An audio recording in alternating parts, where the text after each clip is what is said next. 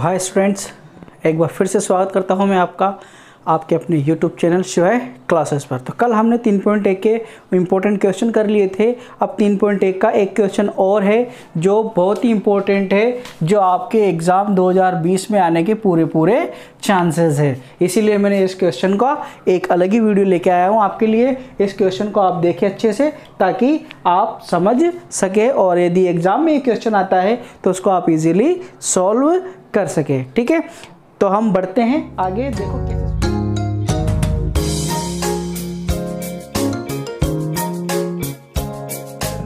Question दे रखा है हमारे पास। बहुपद है हमारे पास x² - 8x + के शून्य अंकों के वर्गों का योग कितना दे दिया इसने 40। तो हमें k का मान जो है वो लर्न करना है या वैल्यू निकालनी इसकी। तो देखो कैसे कर रहेंगे हम इसको।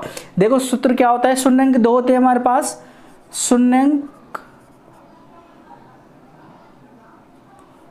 शून्य अंकों का योग क्या होता है, कल हमने पढ़ लिया था, माइनस x का गुणांक बटे हुए x² का गुणांक, यही होता है। इसके बाद हमने सीखा था शून्य अंकों का गुणनफल। तो क्या होता है वो, अचर पद बटे हुए x² का गुणांक। ठीक है, तो इसका वैल्यू निकाल लेते हैं हम। देखो माइनस तो x का गुणांक देखो इसमें कहाँ पर है, ये रहा माइनस, तो ये और माइनस से क्या हो गया, ये माइनस माइनस प्लस हो गया, और x² का गुणांक क्या है यहाँ पर 1। ठीक, तो यहाँ पे छोटा लिख लो, यहाँ पर -8 बटे हुए 1, तो इसकी वैल्यू कितनी आ गई 8, क्योंकि माइनस माइनस से गुणा होकर 8 हो गया और 1 का 8 भाग दिया तो 8 आ गए। ठीक, इसी प्रकार से अचर पद कितना है हमारे पास k, और x² का गुणांक कितना है 1, तो इसका मान भी क्या आ गया हमारे पास, k आ गया।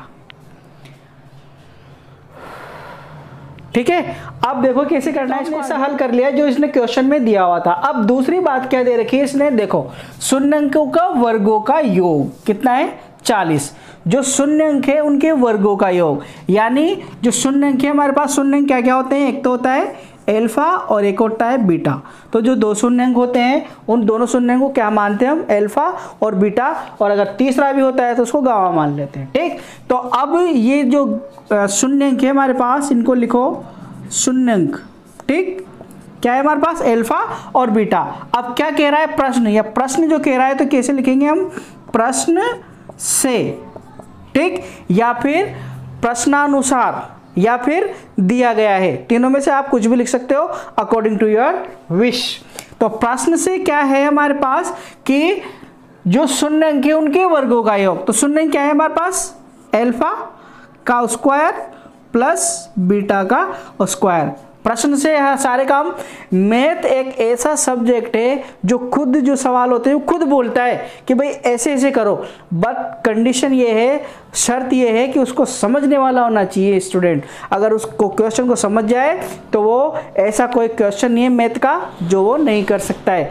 इस सबसे अच्छा सब्जेक्ट भी यही है, इसीलिए क्वेश्चन ये खुद ही बोलता है करना क्या है, बाकी और सब्जेक्ट नहीं बोलेंगे, वो डायरेक्ट लिखे कहेंगे कि आंसर लिखो। लेकिन मैथ जो सब्जेक्ट है जिसका क्वेश्चन है वो खुद बोलता है कि आप ऐसे ऐसे हल करो, है ना। तो देखो हम इसी की तरह चलते जा रहे हैं, जैसे जैसे बोल रहा है वैसे वैसे करते जा रहे हैं। तो दूसरी कंडीशन क्या बोल रही है, शून्य अंकों का वर्ग, ये शून्य अंक थे और इसका वर्ग यानी स्क्वायर लगा दिया, और उसका क्या बोल रहा है योग, तो ये योग ले दिया। अगर ये अंतर होता तो यहाँ माइनस ले लेते, और अगर गुणनफल होता तो यहाँ पर हम क्या ले लेते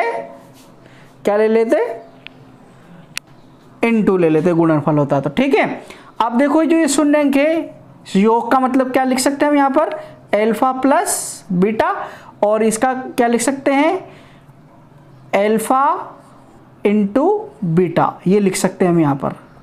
लिख सकते हैं कि नहीं लिख सकते। तो अल्फा प्लस बीटा की वैल्यू कितनी आ गई हमारे पास 8, और अल्फा इंटू बीटा की वैल्यू कितनी आ गई k।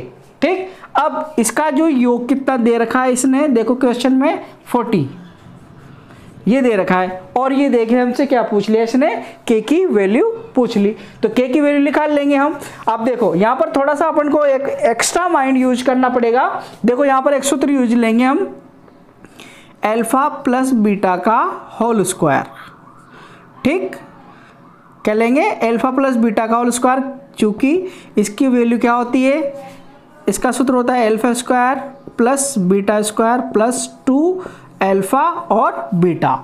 ये हमने यहाँ से इसका सूत्र ले लिया है ना। अब देखो इसमें से हमारे पास क्या क्या दे रखा है, इसमें से हमारे पास क्या दे रखा है, देखो अल्फा प्लस ये alpha square plus beta square अपने पास हैगा, क्वेश्चन में ये रहा है ना, तो हम इसकी जगह ये वैल्यू लिख सकते हैं, लिख सकते हैं कि नहीं लिख सकते, है ना।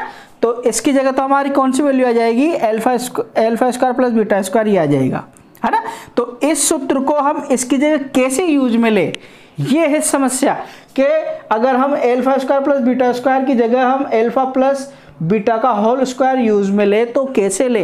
अब देखो यहाँ पर क्या है, हमारे पास alpha square plus beta square है, ठीक, और यहाँ पर हमारे पास alpha square plus beta square plus 2 alpha beta भी है। तो हम इसकी जगह इसको कैसे लिखें, नहीं लिख सकते ना, लेकिन हम लिखेंगे तो कैसे लिखेंगे, देखो इसका अब हम खोल रहे हैं, विस्तार कर रहे हैं, तो ये चीज़ एक्स्ट्रा आ रही है हमारे पास, क्या आ रही है, प्लस 2 अल्फा बीटा एक्स्ट्रा आ रही है, जबकि यहाँ पर नहीं आ रही है ना। तो हम क्या करेंगे कि देखो अल्फा प्लस बीटा का होल स्क्वायर किसकी जगह लिया मैंने, इसकी जगह लिया। अब इसकी जगह लिया तो क्या हो रहा है, देखो माइनस, हम यहाँ पर क्या आ रहा है, इसमें एक्स्ट्रा 2 अल्फा बीटा आ रहा है ना, तो इसमें से माइनस 2 अल्फा बीटा हम निकाल दे, माइनस कर दे, तो यही बचेगा, है ना, यही बचेगा, क्योंकि हम जब इसको खोलेंगे तो ये चीज़ आएगी, तो ये चीज़ तो यह ऐसे कैसे बच जाएगी, और ये जो प्लस का है ये इस माइनस से कैंसिल हो जाएगा, बचेगा क्या हमारे पास, केवल क्या बचेगा, alpha square plus beta square, और बराबर में क्या है हमारे पास 40। ठीक, ये हो गया हमारा। अब इसको हम सॉल्व कर लेते हैं इजीली। अब देखो अल्फा प्लस बीटा की वैल्यू अपन निकाल चुके हैं, कितना है 8, ठीक, और इसका स्क्वायर यहाँ पर स्क्वायर लग रहा है तो -2, और alpha into beta, alpha into beta की वैल्यू कितनी है k, और बराबर हमारे पास कितने हैं 40। ठीक है, अब इसको हल कर लो, दैट्स इट। 8 का स्क्वायर कितना होता है 64, -2k अपनी जगह पर बराबर 40। अब हम जानते हैं जिसकी वैल्यू हमें ज्ञात करनी होती है उसको हम लेफ्ट हैंड साइड पर रखते हैं, और जो अननेसेसरी है उसको हम क्या कर देंगे, ट्रांसफर कर देंगे। तो हमें किससे मतलब है 2k से, तो हमें इधर 2k रखना है, बाकी सबको उधर फेंक देना है उठा के। तो ये -2k तो यहाँ बचा हुआ है, ठीक, और ये बराबर का बराबर, और बराबर में क्या लिखा हुआ है ये 40, है ना। अब ये जो 64 है इसको हम 64 को उधर फेंकेंगे उठा के, तो ये इधर कितने का है, माइनस का, उधर जाकर सॉरी इधर प्लस का है तो उधर जाकर माइनस का हो गया। ठीक, तो ये -2k बराबर 64 में से 40 घटाओ, कितने बचेंगे, 24 बच गए।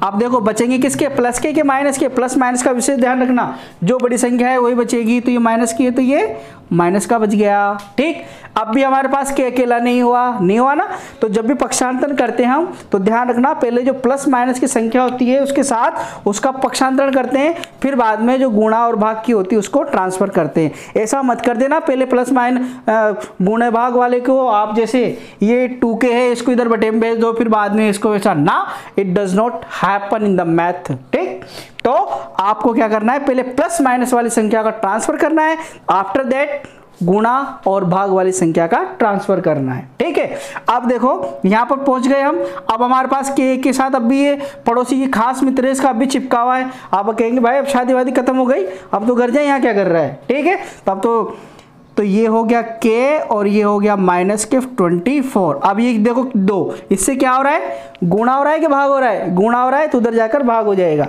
चिन्ह सहित भेजना उसको।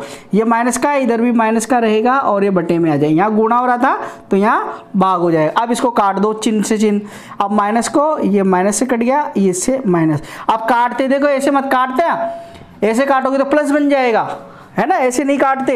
चिन्ह को कैसे काटेंगे, ये माइनस है, ये माइनस तिरछा काटते हैं उसको ऐसे, है ना, ध्यान रखना, रिमेंबर इट फॉर ऑलवेज। तो ये कट गया। अब इसमें भाग दो इसका, 2 का 12 में कितनी बार 24 में कितनी जाएगा, 2 कम 2 और 2 दूनी 4। तो हमारे पास k की वैल्यू क्या आ गई, 12 is the correct answer of this question. तो ये क्वेश्चन बहुत ही इंपॉर्टेंट है और इस बार आने के पूरे चांसेस है, इसीलिए मैंने इस क्वेश्चन को यहाँ पर आपके लिए सोल्व किया है, ताकि अगर ये क्वेश्चन आएगा तो देखो कम से कम 2 से 3 नंबर के बीच में क्वेश्चन आएगा और बहुत सिंपल सा क्वेश्चन है। मुझे उम्मीद है कि आपको जरूर समझ में आ गया होगा, समझ में नहीं आया तो दोबारा देखना, बिल्कुल आ जाएगा। 2 से 3 बार आप वीडियो को देखोगे, आपको ये सवाल बिल्कुल सवाल को समझना है। What am I saying, try to understand that. सवाल को समझना है, न कि रटना है।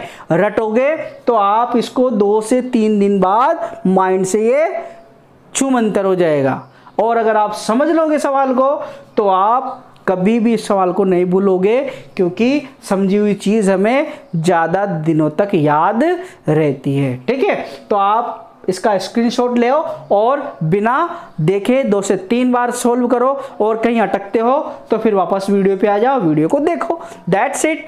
ठीक है, तो हम इसके बाद हम लेके आएंगे अब 3.2, जिसके मोस्ट इंपोर्टेंट क्वेश्चन है वो हम उसमें सोल्व करा देंगे। ठीक है, तो इस वीडियो को अपने सभी जो फ्रेंड्स है, क्लासमेट्स, उसको शेयर करें ताकि वो भी घर बैठे इसकी प्रैक्टिस कर सके। ऐसा मत कर देना कि नहीं हम तो मैं पढ़ूंगा, मैं तो नहीं पढ़ने दूँ, ऐसा नहीं है ना, ऐसा नहीं करना है, हमें सबके बारे में सोचना है। ठीक है, तो ये वीडियो अपने सभी फ्रेंड्स को शेयर करें, और वीडियो पर आप अगर पहली बार विजिट कर रहे हो तो इसको सब्सक्राइब कर लो चैनल को, और वीडियो को लाइक करो, शेयर करो अपने सभी फ्रेंड्स के साथ, और चैनल को सब्सक्राइब कर लोगे तो सभी जो वीडियो है नेक्स्ट मेरे, उसका नोटिफिकेशन आपको इजीली मिल जाएगा। और हम मैथ की क्लास 1 महीने तक कंप्लीट डेली डालेंगे, चाहे उसमें एक ही क्वेश्चन में हल करवाऊं, लेकिन डेली डालेंगे, है ना।